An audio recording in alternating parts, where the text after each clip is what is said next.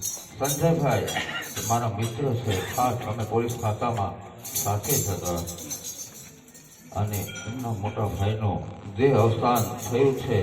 તો માતા ચામુંડા, માતા બહુચરા અને ભગવાન શ્રી કૃષ્ણ તેમને પરમ ગતિ આપે એવી અમારા મંડળ વતી અમે પ્રાર્થના કરીએ છીએ.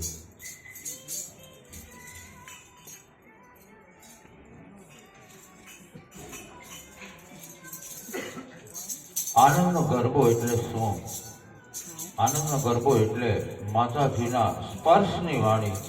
જેમ ભગવાન શ્રી કૃષ્ણએ અર્જુનને શ્રીમદ ભાગવત ગીતા કહી હતી, તેવી જ રીતે માતા બહુચરા આજે શક્તિની આરતીમાં આવે છે કે વલ્લભ ભટ્ટને રાખ્યા, આ બાળકને રાખો. એમ વલ્લભ ભટ્ટ અને થોરા ભટ્ટ તમારા ભૂદેવ જ હતા અને તેમણે માતાજીનો આહવાન મંત્ર ઓમ ક્લીમ સો, ઓમ ક્લીમ સો એક બંધ ઓરડીમાં તે બંને ભાઈઓ ગુરુકુલમાં ભણ્યા ન હતા. તેથી માતા પિતાએ તેને શિક્ષા સ્વરૂપ બંધ રૂમમાં પૂરી દીધા હતા.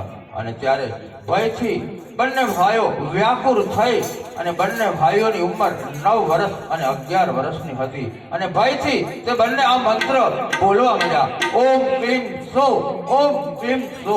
આ માતાજીનો મારી બહુચરાનો આહવાન મંત્ર છે. અજાણે સૂર્ય રોશનીનો પ્રકાશ તે બંધ રૂમમાં થયો અને બંને ભાઈઓ ભયભીત થઈ ગયા અને કીધું કે તમે જે કોઈ પણ હો, તમે સાકાર સ્વરૂપમાં આવો, અમને દર્શન આપો.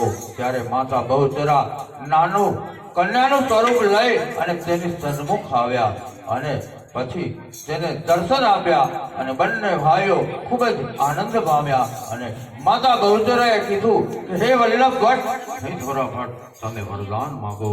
ત્યારે વલ્લભ ભટ્ટ અને થોરા ભટ્ટ બોલ્યા કે હે માં, તમારા દર્શનથી મોટું આ જગતમાં શું છે? તો માં, અમે તો ધન્ય થઈ ગયા, અમારે તમારી પાસેથી કોઈ પણ પ્રકારનું વરદાન જોતું નથી. ત્યારે માતા બહુચરા બોલ્યા કે હે માં, હે બેટા, હું તને વરદાન આપું છું કે તમે આ જગતમાં મારા નામનો મહિમા ગાઓ.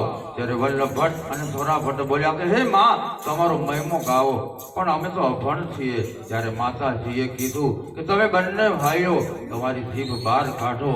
અને વલ્લભ ભટ્ટ અને થોરા ભટ્ટે જીભ બહાર કાઢી અને માતા બહુચરાએ પોતાની ટચલી આંગળી વલ્લભ ભટ્ટ અને થોરા ભટ્ટની જીભનો સ્પર્શ કર્યો અને આનંદના ગરબાની તડતડાટ રચના થઈ ગઈ.